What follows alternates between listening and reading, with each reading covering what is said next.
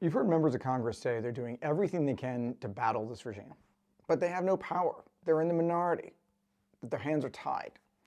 So let's go back to December 4th, 1865, and see what resistors in the past actually did when they faced some of those same claims. Hey folks, I'm Tad Sturmer. I'm a scholar of resistance history at the University of Southern Denmark, and I'm the author of A Resistance History of the United States. The radical Republicans, a minority faction within the Republican caucus, were staring down a reckless president, Andrew Johnson, who was intent on running roughshod over the law and Constitution, going around Congress to work with the traitor states to undo everything the Civil War had accomplished, especially ending slavery.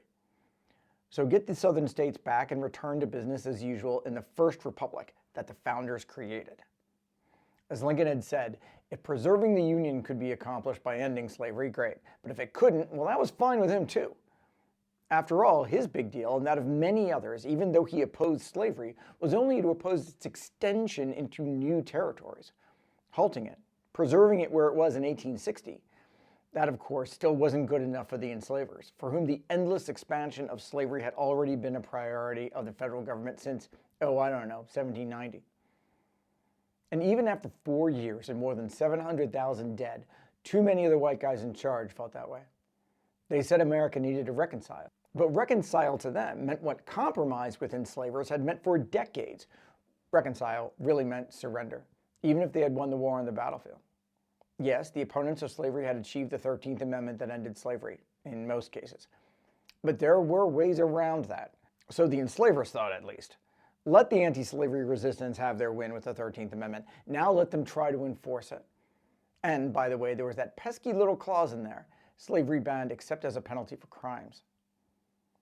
After Lincoln's death, Andrew Johnson leaned into the Confederates who were flooding back into Washington looking to pick up just where they had left off in 1860, more or less in charge, and now with the presidency back in their hands, which is where it had been since the founding of the country. Even in losing the war, things were looking up for the traitors.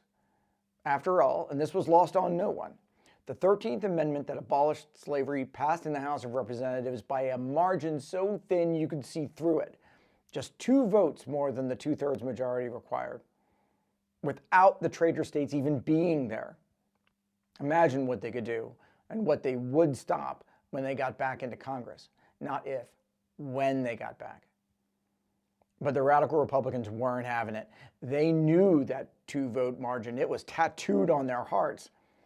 They'd read the reports coming out of the traitor states about what they were already doing against newly freed black people.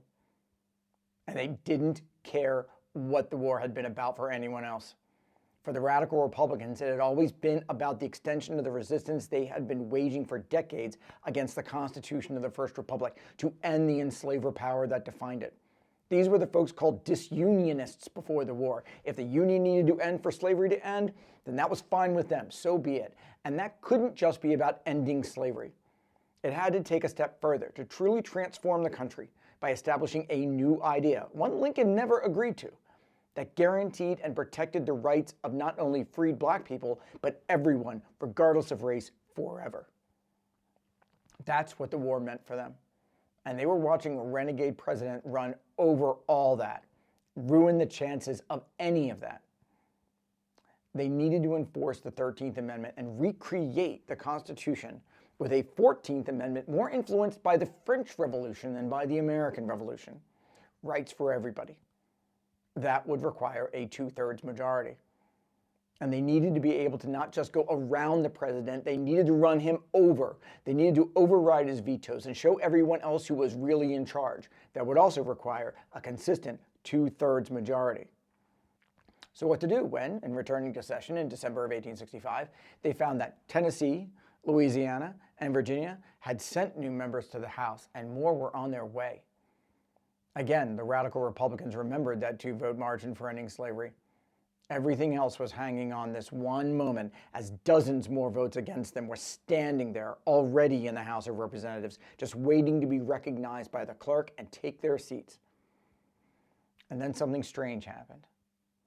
The clerk, Edward McPherson of Pennsylvania, knowing they were standing there with their credentials, knowing their names, went through the roll of states as usual, Maine, Massachusetts, Pennsylvania, say the names, get the response, and then he got to Virginia. Nothing. no names. And then Tennessee, nothing, no names. And then Louisiana, nothing, no names. Now that's how things had operated in Congress for most of the war years, because the seats of the traitor states were considered vacant.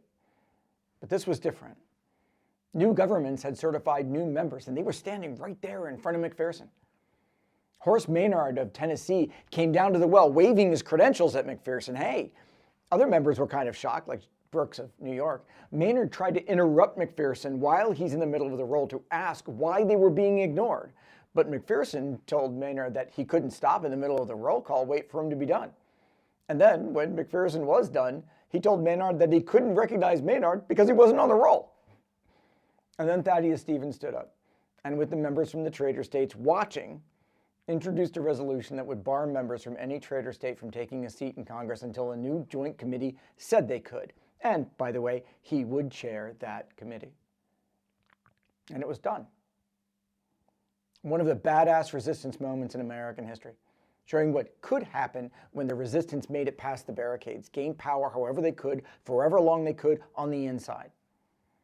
That Congress, under those terms, was the most powerful Congress in American history. It was supreme in the United States government. It created the Freedmen's Bureau, imposed military districts on the South, and forced states to accept black voting rights as the price of readmission.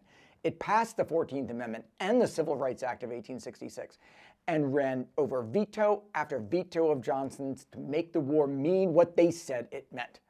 What they had thought about after the Fugitive Slave Act of 1850 was passed, after the Dred Scott decision held that the Constitution would never recognize the rights of black people. That's what the founders had intended.